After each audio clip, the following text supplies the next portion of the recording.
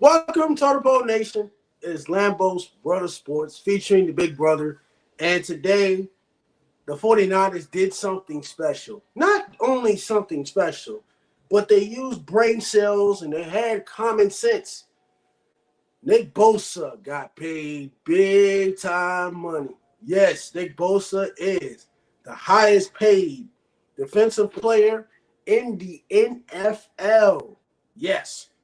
He makes $34 million per year. Once the contract surpasses, that's more than Aaron Donald, that's more than Tyreek Hill, and that's more than TJ Watt. The guaranteed money is very, very ridiculous.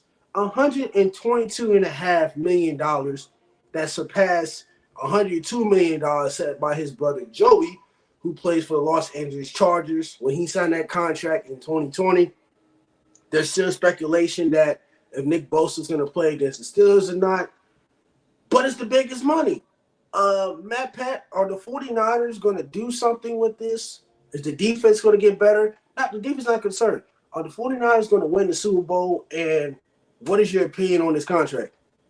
Well, I mean, from Bosa's standpoint, if there was any time for him to do a holdout and demand he get an extension, it would be right after he won Defensive Player of the Year. And, past 2 years combined, he's had 34 sacks, 40 tackles for loss, 6 forced fumbles. He's obviously one of the best defensive players in the league. And last year he was the best, according to the voters. So, I mean, great business move by him, and getting more than Aaron Donald has been it just seems like for the past few years, the people that have been getting their extensions, it's always whoa, is he going to, demand more than Aaron? And everyone's always no, Aaron Donald's probably the best player in football. And I think Bosa this year, coming off his past 2 years being as insane as it was, being partially hurt, as we heard him and Patrick Mahomes chirping about it, or not even chirping, but just chatting about in the quarterback series on Netflix, Pat was get healthy, and he was I'm healthy. What are you talking about? And Pat was come on, man, I know you're not healthy. And he's still going out there and raising all that hell for the 49ers defense. To think that they get better, I don't know. I think this is definitely they're already the best defense in football, and this contract is going to eat up, obviously, a lot of cap.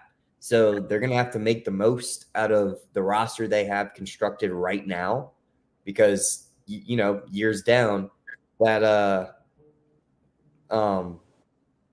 that cap hit is going to be, getting a little bigger some years. And I'm sure they've worked in some stuff to make it not affect them as much as it would. But $34 million a year is ridiculous. So they definitely have to take advantage of this roster they have now. So really, like we were saying the other week, it's up to Brock, man. It's up to the offense, because the defense isn't going to be the one that is letting them down.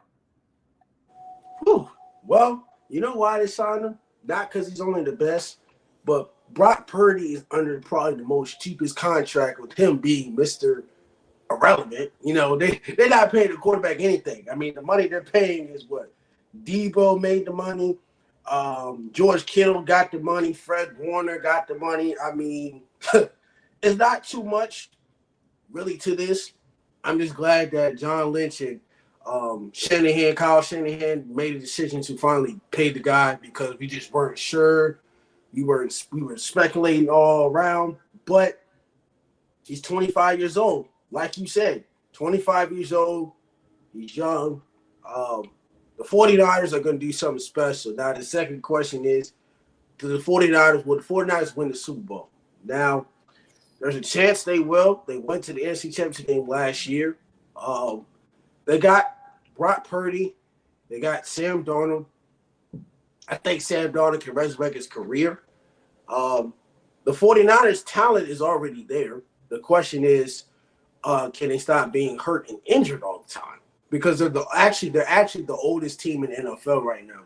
So, due to them being hurt all the time, they're the most injury-prone team in the NFL and the oldest team in the NFL. There's really nobody in the NFC that's scary. I mean, you put the 49ers up there. Dallas Cowboys. That's about it right now. The That's it Eagles. right now. Eagles, that's 3 teams. The NFC is more stacked. It's difficult for later. But the NFC, 49ers, Eagles, Cowboys. Oh, you could say Minnesota, they make the playoffs, but nobody's sold on no Kirk Cousins. I'm not sold on And Kirk their Cousins. defense is god awful. I mean, we'll talk about that later, but the defense on the Vikings is so bad. Yes, it's terrible bad. But I think for the 49ers, with this schedule, I think they will have a chance to make the NFC Championship game. They will have a chance to get that first round bye because, I mean, who's going to beat them? Now, they're going to lose. I'm not saying they're going to sit here and go undefeated. Like I said, they play a tough Pittsburgh Steelers team on the road. Then they're on the road again against the Rams, which I think the Rams will be a playoff contender this year. I don't think Sean McVay is going to have a losing season or go back-to-back, whatever. I think if Matthew Stafford's healthy, that's fine. Different conversation for later. But I think at the same time as well, 49ers, they have an easy shot. The 49ers will go to the Super Bowl. I've said it for weeks. I said it for months ago when football season was over. The 49ers have a chance to make history. They will go to the Super Bowl. They might win it, depending on the team in the AFC. But I had the 49ers. I'm putting money on the 49ers going to the Super Bowl in the NFC. Do you have any other suggestions with the 49ers, or are you still going to stick to your Dallas Cowboys? I'm gonna stick with my boys, man. I think our offensive line, when healthy, is one of the top in the league.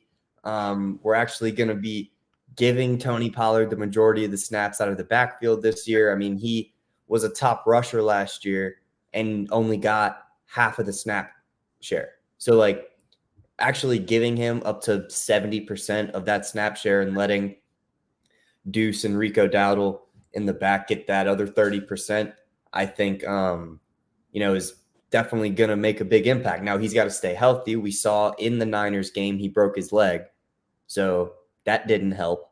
The game before the Niners game, he broke his leg. We went into that Niners game knowing we weren't going to have a rush attack. And we were still within one possession, right? And then we trotted out Zeke to play center on that last play of the game. That was the worst play design of all time. If you could do that play and then that play 10 years ago with the Colts where they lined people up in a straight line and tried to do some stupid stuff. So I think as a whole, the Dallas team is better. Now the Niners are still phenomenal. So I'm not saying that one team is better than the other. I think the Niners on paper are definitely better than the Cowboys, but considering how close that game was last year in the playoffs, with an improved roster for the Cowboys, I wouldn't say that it's necessarily written for the Niners already to go all the way. Well, you can't sleep on the Eagles either. You can't sleep on the Eagles. They were just in the Super Bowl. They didn't do anything but get better. So now they'll have to figure it out with the coordinators, but I think the talent on that team supersedes any loss that they had with losing their coordinators. Well, that's it for Total Pro Nation for right now. We're going to hop on the next episode. Nick Bosa got paid. He got his money. Tune in to the dynasty of Clemson. Is it falling down? The AP Top 25 and a recap of college football Week 2 and Week 1. Total Pro Nation will be back.